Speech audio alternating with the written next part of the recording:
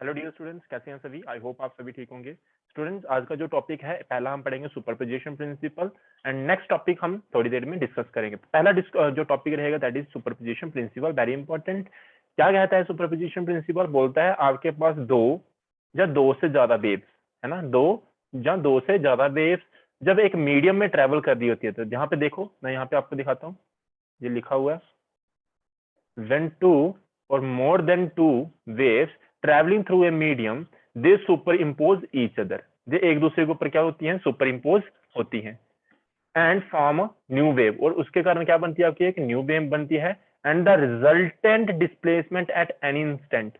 और जो new wave बनेगी उसकी कितनी डिस्प्लेसमेंट हो रही है गिवन टाइम के अंदर, वो किसके बराबर होती है? Is equals to vector sum of displacement due to individual wave at that instant. कहना क्या चाहता है? देखिए सॉरी, जैसे ये वेव मान लीजिए y1 है, ये वेव क्या है मान लीजिए y2। ये y1 और y2 क्या है? ये डिस्प्लेसमेंट है किसकी? इन वेव्स की। ये हमने साउंड्स एंड वेव चैप्टर जब 11th में पढ़ा था वहां पे डिस्कस किया था, ठीक है। क्योंकि वेव्स अगर ये साइन वेव्स ले रहे तो कैसे होती है? a साइन ओमेगा टी, ये क्या होगी? b sine omega T. First wave होगी, ये सेकंड वेव होगी। जब ये दोनों वेव्स एक दूसरे के ऊपर गिरेंगी तो आपकी एक न्यू वेव देखने को मिलेगी। मान लीजिए क्रस्ट क्रस्ट पे गिरता है, ट्रफ ट्रफ पे गिरता है, तो एक न्यू वेव बनेगी ऐसे करके, जिसका एम्पलीट्यूड क्या हो जाएगा? ज्यादा हो जाएगा। और न्यू वेव जो बनेगी उसका जो डिस्प्लेसमेंट होगा, मान लीजिए किसके साथ लिखा हमने? y के साथ। तो अकॉर्डिंग टू सुपरपोजिशन प्रिंसिपल, जो न्यू वेव का जो डिस्प्लेसमेंट होगी that will be equals to किसके बराबर होगी? Vector sum of individual waves. Individual wave के जो डिस्प्लेसमेंट होगा उसके वेक्टर सम होगा, जैसे y1 प्लस y2। तो कंसीडर कर लो नंबर ऑफ वेव्स जिनका एम्पलीट्यूड कितना है? y1 y2 y3 up to so on. Then the resultant amplitude होगा वो क्या होगा आपका? y equals to vector sum of y1 plus y2 plus y3 plus so on. ये होता है आपका superposition principle, which is very important. Next एक टर्म हमें पता होनी चाहिए, दैट इज कोहेरेंट सोर्सेस। अब ये कोहेरेंट सोर्सेस कौन से सोर्सेस होते हैं? The source of light which emit continuous light waves of same wavelength and same frequency and have same zero phase difference are called coherent sources।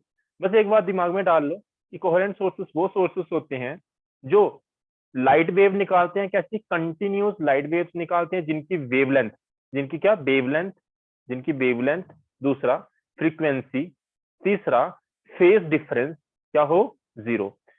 Wavelength और frequency क्या होनी चाहिए? आपकी सेम होनी चाहिए जो निकल रही है, लेकिन अगर फेज डिफरेंस देखोगे तो वो क्या होना चाहिए? जीरो होना चाहिए। फेज डिफरेंस क्या होना चाहिए? जीरो। ज्यादा तो फेज सेम हो या जीरो हो। मान लीजिए ये आपके पास एक सोर्स है, ये दूसरा सोर्स है। इस सोर्स से जो वेव निकल रही है और इस सोर्स से जो वेव निकल रही है, दोनों की फ्रीक्वेंसी क्या होनी चाहिए? सेम।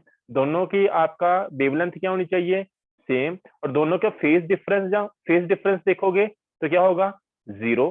अगर फेज देखोगे तो फेज क्या होगा? सेम। इसके लिए एग्जांपल क्या? आपकी लेजर्स, लेजर्स इसकी एग्जांपल हो जाती है, ठीक है। चलते हैं next. It is again important topic. मैंने पहले ही बोला था एक और टॉपिक हमने पढ़ना है, तो इस टॉपिक का नाम है आपका इंटरफेरेंस ऑफ लाइट। क्या है आपका? Interference of light. तो क्या होती है interference of light? The redistribution of light energy on account of superposition of waves coming from coherent sources is known as interference. ये लाइन आपको उतनी समझ आई नहीं होगी, हम आगे थोड़ा सा एक्सपेरिमेंट करेंगे, कौन सा? जंग डबल स्लिट एक्सपेरिमेंट, उसमें आपको डिटेल में समझ आ जाएगा। तो क्या बोला मैंने? पहली बात बोली मैंने, बोला द रीडिस्ट्रीब्यूशन होती है किसकी? लाइट वेव की, यानी कि लाइट एनर्जी की। कब किसके हिसाब से होती है? On account of superposition principle of waves coming from coherent sources. Coherent sources वो सोर्सेज होते हैं, एक भी हो सकता है, दो भी हो सकते हैं, जितने भी हो सकते हैं, उनकी दो कंडीशन सेटिस्फाइड होनी चाहिए। पहली, फ्रीक्वेंसी सभी की क्या होनी चाहिए? सेम। जो लाइट आ रही है दो सोर्सेस से, उन दोनों की फ्रीक्वेंसी क्या होनी चाहिए? सेम। दूसरा क्या होना चाहिए? वेवलेंथ क्या होनी चाहिए? सेम। और फेज डिफरेंस क्या होना चाहिए? जीरो, ठीक है। अकॉर्डिंग टू इंटरफेरेंस, जब भी क्रस्ट क्रस्ट पे गिरता है या ट्रफ ट्रफ पे गिरता है, when crest of one wave is on crest of another wave, then the resulted wave क्या बनेगी? आपकी मैक्सिमम बनाएगी, है ना। जैसे ये मैं यहाँ पे बनाता हूँ, वेव्स बनाऊंगा, आपको ज्यादा समझ आएगा। ये पहली वेव है कोहेरेंट सोर्स से जो आ रही है, ये दूसरी वेव है। अब ये हिस्सा और ये हिस्सा इसके ऊपर गिरेगा, और दूसरा ये हिस्सा और ये हिस्सा इसके ऊपर गिरेगा, तो ये भी पॉजिटिव है और ये भी पॉजिटिव है, तो दोनों क्या हो जाएंगे, ऐड। तो न्यू वेव जो बनेगी वो मैक्सिमम बनेगी। और इसकी बात करेंगे, ये भी क्या हो जाएंगे, ऐड। तो यहाँ पे भी एम्पलीट्यूड आपको क्या देखने को मिलेगा, ज्यादा। ऐसे बनता है आपका। तो यहाँ पे आपको जो लाइट मिल रही है वो मैक्सिमम मिल रही है। यहाँ पे लाइट वेव जो मिल रही है वो क्या मिल रही है, मैक्सिमम, जब ये वाला हिस्सा और ये वाला हिस्सा इसके ऊपर गिरता है और ये वाला हिस्सा और ये वाला हिस्सा इसके ऊपर गिरता है। तो मैं सिंपल भाषा में क्या कहता हूँ, टेक्निकल भाषा में क्या कहूंगा, जब क्रस्ट, एक वेव का क्रस्ट दूसरी वेव के क्रस्ट पे गिरता है, जहाँ एक वेव का ट्रफ दूसरी वेव के ट्रफ पे गिरता है, तब आपको क्या देखने को मिलता है, मैक्सिमम इंटरफेरेंस देखने को मिलती है। और इसी को हम क्या बोलते हैं, कंस्ट्रक्टिव इंटरफेरेंस। क्या हुआ, यहाँ पे कंस्ट्रक्शन हुई है, तो क्या बढ़ेगा आपका, कंस्ट्रक्टिव इंटरफेरेंस। लेकिन एक वेव आपकी ये है ऐसे, अब ये वाला हिस्सा जब इसके ऊपर गिरेगा, ये नेगेटिव है ये पॉजिटिव है, तो दोनों एक दूसरे को सब्ट्रैक्ट कर देंगे, वैल्यू क्या मिलेगी, 0। इसकी बात करनी हो, ये वाला हिस्सा जब इसके ऊपर गिरेगा, ये पॉजिटिव है ये नेगेटिव है, ये फिर से क्या हो जाएगा, डिस्ट्रक्टिव हो जाएगा, यानी कि एक दूसरे को कैंसिल कर देगी लाइट, तो आपको आउटपुट में एनर्जी 0 मिलेगी। तो यहाँ पे वही लिखा है, when crest of one wave fall on trough of another wave. उल्टा भी बोल सकते हो, जब trough of one wave fall on the crest of another wave, then the wave energy is minimum. तो इंटरफेरेंस जो कहलाएगी वो कौन सी इंटरफेरेंस होगी, आपकी डिस्ट्रक्टिव इंटरफेरेंस होगी। उम्मीद करता हूँ आपको इंटरफेरेंस समझ आई होगी। इंटरफेरेंस सिंपल सी क्या चीज है, डिस्ट्रीब्यूशन ऑफ लाइट और एनर्जी होती है on account of superposition principle of waves coming from coherent sources is known as interference. एक इंटरफेरेंस होती है कंस्ट्रक्टिव इंटरफेरेंस, दूसरी होती है आपकी डिस्ट्रक्टिव इंटरफेरेंस। कंस्ट्रक्टिव इंटरफेरेंस कब क्या होती है, जब एक वेव का क्रस्ट दूसरी वेव के क्रस्ट पे गिरता है, जहां ऐसा भी कह सकते हो एक वेव का ट्रफ दूसरे वेव के ट्रफ पे गिरता है, तब आपको क्या देखने को मिलता है, एनर्जी जो देखने को मिलती है वो कितनी मिलती है, मैक्सिमम। इस इंटरफेरेंस को कौन सी इंटरफेरेंस, कंस्ट्रक्टिव इंटरफेरेंस। जब क्रस्ट एक वेव का ट्रफ ऑफ दूसरी वेव के गिरता है, तो आपको जो एनर्जी देखने को मिलती है वो कैसी मिलती है, मिनिमम देखने को मिलती है। और ऐसी इंटरफेरेंस को हम बोलते हैं डिस्ट्रक्टिव इंटरफेरेंस। ठीक है, कोई डाउट है, अगर डाउट है तो कमेंट सेक्शन में पूछ सकते हो आप। नेक्स्ट चलते हैं इस डायग्राम को। टॉपिक क्या है हमारा, यंग डबल स्लिट एक्सपेरिमेंट। क्या है, यंग डबल स्लिट एक्सपेरिमेंट को हम डिस्कस करने वाले हैं। ठीक है जी, तो कोई डाउट है, पहली बात है आप पूछ लेना नीचे कमेंट। और देखो, यंग डबल स्लिट एक्सपेरिमेंट करने के लिए हमें एक यहाँ पे क्या मान लिया, सोर्स। ये देखो ऐसे करके सोर्स बना लिया हमने, और यहाँ पे क्या रखा है, सोर्स। और यहाँ से एक स्लिट है, ये एक ऐसे हमने प्लेट ली और ऐसे इसके अंदर क्या रखा है, होल। और जहाँ पे हमने लाइट रखी है, जब ये लाइट रखी है तो पहला जहाँ तो क्रस्ट आएगा जहाँ ट्रफ आएगा, यानी कि ऐसे आती है ना वेव, देखना एक सेकेंड, ऐसे आती है ना, एक बार पॉजिटिव दूसरी बार नेगेटिव, एक बार पॉजिटिव दूसरी बार नेगेटिव, यानी कि एक बार पॉजिटिव होगा दूसरी बार क्या होगा, नेगेटिव होगा। उसी के हिसाब से यहाँ पे हम बात कर रहे हैं। देखिए, एक बार ये वेव आएगी, एक बार ये आएगी, दूसरी बार ये कलर की, एक रेड है एक ब्लू है, एक रेड है एक ब्लू, ऐसे ऐसे करके, यानी कि एक बार नेगेटिव आएगा एक बार पॉजिटिव आएगा, ऐसे करके चलेगा, है ना। अब जैसे ही देखो ये ब्लू कलर है, ये जो है ना ब्लू कलर, एक पहला क्या है, मैं यहाँ पे थोड़ा सा बना भी देता हूँ आपके लिए।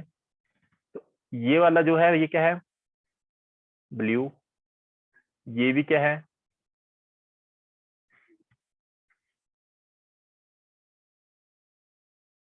ब्लू। फिर उसके बाद ये जो वेव निकल रही है ब्लू, क्योंकि एक बार नेगेटिव आती है एक बार पॉजिटिव, उसी के हिसाब से हम लिख रहे हैं। ये नेगेटिव मान के चल रहे हो, अगर ऐसे रेड भी होंगी, तो पहले ब्लू आई तो दूसरी कौन सी निकाल रहे हैं हम, रेड।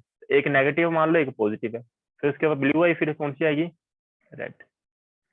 अब हम इस एक्सपेरिमेंट को करने के लिए हमने क्या किया, यहाँ पे दो स्लिट बना दी, यानी कि यहाँ पे दो होल्स बना दी, एक यहाँ पे, फिर ऐसे करके एक लाइन बनाओगे, और एक होल आपने यहाँ पे कर दिया। ठीक है जी, इस तरह से, एक सेकेंड, कहाँ पे, यहाँ पे। और तो यहाँ पे आपने एक सामने क्या लगा दी, स्क्रीन लगा दी, जहां पे आप लाइट को देखोगे। अब हो क्या रहा है, हो ये रहा है कि ये ब्लू लाइट आई थी, इस होल से निकलेगी और यहाँ पे ऐसे करके एक वेव बनाएगी ब्लू कलर की। फिर कौन सी आएगी? रेड कलर की। फिर कौन सी आएगी? ब्लू कलर की। फिर कौन सी आएगी? रेड कलर की। फिर कौन सी आएगी? ब्लू कलर की। फिर कौन सी आएगी? रेड कलर की। सेम इस होल की बात करते हैं। यहाँ से भी देखो ब्लू कलर की लाइट आ रही थी ना यहाँ से, और ये इस होल से निकलेगी और यहाँ से क्या बनेगी? ब्लू लाइट, फिर रेड, फिर ब्लू, फिर रेड, फिर ब्लू, फिर रेड। इस तरह से बनेगी, राइट। अब आपने देखना है कहाँ कहाँ पे रेड रेड के ऊपर गिर रही है। अगर रेड, रेड देखो मैं यहाँ लिख रहा हूँ, पहले ब्लू की बात करते हैं। अगर ब्लू लाइट ब्लू पे गिरेगी तो कैसी इंटरफेरेंस होगी आपकी? कंस्ट्रक्टिव। अगर रेड लाइट रेड के ऊपर गिरेगी तब भी कैसी होगी? कंस्ट्रक्टिव, यानी कि मैक्सिमम लाइट देखने को मिलेगी। अगर ब्लू रेड पे गिरी तो कैसी इंटरफेरेंस होगी आपकी? डिस्ट्रक्टिव। अगर रेड ब्लू पे गिरेगी तब भी कैसी होगी? डिस्ट्रक्टिव। कंस्ट्रक्टिव का मतलब क्या होता है? Maximum light. कंस्ट्रक्टिव का मतलब क्या होता है? Maximum light. डिस्ट्रक्टिव का मतलब क्या होता है? मिनिमम एनर्जी, यानी कि लाइट। यहाँ पे क्या होगा? मिनिमम। ये सारी बात होगी हमारी इसकी। अब हम यहाँ पे यही चीज नोटिस करेंगे। आप देखो ध्यान से, आपने जो बनाया यहाँ पे, जहां जहां ब्लू लाइट है यहाँ पे भी अगर देखो ये और ये दोनों ब्लू लाइट्स हैं। कौन कौन सी? ये वाली और ये वाली, तो दोनों ब्लू लाइट्स हैं। तो यहाँ पे जो मैं रेड कलर से यहाँ पे देखो मार्क कर रहा हूँ, ये रेड कलर से करता हूँ मैं। रेड कलर से जो मार्क की होगी that will be your constructive interference, ये वाली। और यहाँ पे रेड रेड गिरा है तो कंस्ट्रक्टिव होगी। ब्लू ब्लू गिरा है कंस्ट्रक्टिव होगी। रेड रेड के ऊपर है कंस्ट्रक्टिव। बात समझ आ रही है? ऐसे ही अगर रेड ब्लू के ऊपर, जब ब्लू रेड के ऊपर गिरेगा तो क्या होगी? डिस्ट्रक्टिव। डिस्ट्रक्टिव को मैं ब्लू पेन से बना रहा हूँ, देखिए ध्यान से। ये कौन सा कलर था? रेड। और ये कौन सा कलर था? ब्लू। रेड और ब्लू गिर रहा है तो कौन सी होगी? डिस्ट्रक्टिव। सेम देखो, ये कौन सा है? ब्लू। और ये कौन सा है आपका? रेड। तो यहाँ पे क्या होगी? Destructive interference. ये कौन सा है आपका? ब्लू। और ये कौन सा है आपका? रेड। तो यहाँ पे कौन सी होगी? डार्क। यहाँ पे क्या होगी? डार्क, यानी कि डिस्ट्रक्टिव। डार्क का मतलब डिस्ट्रक्टिव, वहां पे लाइट नहीं होगी। और जहां पे आपकी कंस्ट्रक्टिव इंटरफेरेंस होगी वहां पे लाइट होगी, तो क्या बनेगा आपका? Sharp light. तो इसके कारण आपकी जो लाइट बनी है ये कौन सी हुई है? Constructive interference. तो यहाँ पे इसको जब ये यहाँ से लाइट जाएगी यहाँ पे गिरेगी तो कैसी होगी आपकी? कंस्ट्रक्टिव इंटरफेरेंस होगी। जो लाइट बनेगी वो कैसी होगी? ब्राइट होगी। जहाँ पे जो लाइट देखने को मिलेगी that will B bright. Similarly अगर बात करोगे आप इसकी वजह से, तो यहाँ पे कैसी हुई है? डिस्ट्रक्टिव। तो इसको यहाँ पे क्या बनाएगी? डार्क। सेम ऐसे ही चलता रहेगा आपका, एक बार कंस्ट्रक्टिव बनेगी एक बार डिस्ट्रक्टिव बनेगी। तो देखिए नोट्स मैंने आपको दिए हुए हैं, यहाँ पे कंस्ट्रक्टिव बनेगी। फिर अब देख लेना डायग्राम ड्रॉ करके अपनी कॉपी के ऊपर। फिर कैसी बनेगी आपकी? डिस्ट्रक्टिव। एक कंस्ट्रक्टिव बनती है दूसरी डिस्ट्रक्टिव बनती है, देख लेना डायग्राम बना के जैसे मैंने सिखाई है बनाना। फिर यहाँ से लाइट आएगी और यहाँ से कौन सी बनेगी आपकी? कंस्ट्रक्टिव। कंस्ट्रक्टिव का मतलब पहले ही बता दिया मैंने, क्या लाइट ज्यादा होगी यानी कि ब्राइट होगी, यानी कि शार्प लाइट होगी। तो यहाँ पे ब्राइट, यहाँ पे कैसी? डार्क। ये कैसी? ब्राइट। ये कैसी? डार्क। ये कैसी? ब्राइट। इस तरह से यंग डबल स्लिट एक्सपेरिमेंट को स्टडी किया गया। और जहां पे आपने देखा वेव्स एक दूसरे के ऊपर गिर रही थी, उसके कारण ये आपकी ये यहाँ पे ना फ्रिंजेस बनती हैं ऐसे ऐसे। यहाँ पे अंधेरा होगा, मैं दिखाता हूँ, ऐसे होगा। यहाँ पे लाइट होगी और फिर इधर अंधेरा होगा, ब्लैक कलर होगा, लाइट ही नहीं होगी, ऐसे डिब्बा सा। फिर उसके बाद फिर से लाइट होगी, फिर लाइट नहीं होगी, फिर लाइट होगी, फिर लाइट नहीं होगी। इस तरह से यहाँ पे क्या बनती है? फ्रिंजेस बनती हैं। एक डार्क फ्रिंज बनेगी, लाइट फ्रिंज बनेगी, डार्क फ्रिंज बनेगी, ब्राइट फ्रिंज बनेगी। इस तरह से ये फ्रिंजेस आपकी बनती हैं। किसके अकॉर्डिंग हुआ जी? आपके सुपरपोजिशन प्रिंसिपल के अकॉर्डिंग हुआ। जो मैंने समझाया यहाँ पे वही थ्योरेटिकली लिखा हुआ है, देखिए जितना समझा दिया यहाँ पे लिखा हुआ है मैं एक बार रीड कर देता हूँ आपके लिए ताकि आपको पता चल सके। यही था आपका डबल जंक्शन स्प्लिट एक्सपेरिमेंट, ठीक है। क्या नाम है आपके टॉपिक का जो हम पढ़ रहे हैं? That is young double slit experiment. The appearance of, अब देखो, the appearance of dark and bright fringes on screen can be explained on the basis of interference of light. तो जब भी ऐसा कोई स्ट्रक्चर जब बनाते हो, एक्सपेरिमेंट स्टडी किया गया, इस तरह से किया गया, जो हमने पीछे डायग्राम बनाई, वहां पे नोटिस किया गया एक डार्क और ब्राइट फ्रिंजेस बनती हैं। किसके ऊपर? स्क्रीन के ऊपर। ये एक्सप्लेन किया गया किसकी मदद से? इंटरफेरेंस ऑफ लाइट की मदद से। क्या किया गया? Monochromatic source. मोनोक्रोमेटिक सोर्स का मतलब वैसा सोर्स जिसके अंदर से जो लाइट निकल रही है उसकी एक ही फ्रिक्वेंसी होगी, एक ही वेवलेंथ होगी, यानी कि एक ही कलर की होगी। जैसे एग्जांपल के तौर पे लेजर, लेजर्स देखनी हो, जहां तो रेड कलर लाइट निकालती है, जहां ग्रीन निकालती है, जहां ब्लू कलर निकालती है, उनको हम क्या बोलते हैं? मोनोक्रोमेटिक सोर्सेस बोलते हैं। ठीक है। अब यहाँ पे जो हमने क्या लिया? मोनोक्रोमेटिक सोर्स लिया of light illuminating the slit. Starting में क्या लगा था? जो है ना एस लिखा हुआ था यहाँ पे, तो ये क्या है? इसको क्या करती है? इल्यूमिनेट करती है कौन? मोनोक्रोमेटिक लाइट, यानी कि laser. And send out spherical wave front निकालती हैं। ए क्या? आर है जो इंडिकेट कर रहा है किसको? ट्रफ को। और ब्लू क्या इंडिकेट कर रहा है किसको? क्रस्ट को। व्हेन दीज वेव पासेस, कहां से? Slit A and slit B. यहाँ पे क्या है? स्लिट ए, और ये क्या है आपकी? Slit B.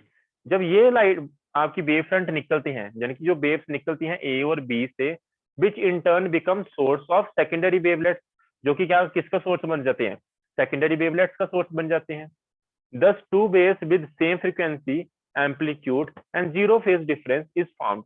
देखिए दो सोर्सेस बन चुके हैं। इसके बना इन यहां से भी लाइट निकल रही है और यहां से भी लाइट निकल रही है, पर ये लाइट बनी किसकी वजह से? इसकी वजह से। तो लाइट तो इधर से आ रही है ना, इन सभी लाइट्स की फ्रीक्वेंसी क्या होगी? सेम होगी। और यहाँ पे ऐसा लगेगा अब ये दो सोर्सेस हैं, एक ये है और एक ये है, और इनकी भी फ्रीक्वेंसी, वेवलेंथ और फेज डिफरेंस, वेवलेंथ और फ्रीक्वेंसी, इसकी वजह से जो लाइट बन रही है और इसकी वजह से जो वेव्स बन रही है, दोनों की वेवलेंथ और फ्रीक्वेंसी क्या होगी? सेम होगी।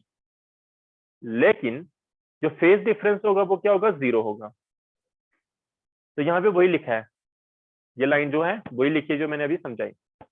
अब रेड डॉट क्या रिप्रेजेंट कर रहे हैं? Constructive interference. वेयर क्रस्ट, जहां पे क्या होता है? क्रस्ट एक वेव का फॉल होता है क्रस्ट ऑफ अनदर वेव।